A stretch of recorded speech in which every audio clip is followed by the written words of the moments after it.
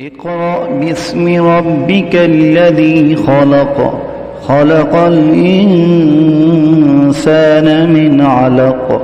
اقرأ وربك الأكرم الذي علم بالقلم علم الإنسان ما لم يعلم كلا إن الإنسان ليطغى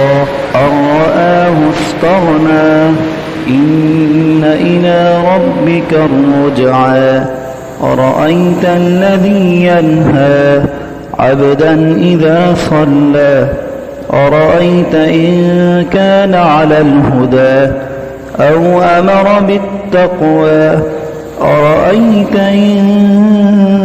كذب وتولى ألم يعلم بأن الله يرى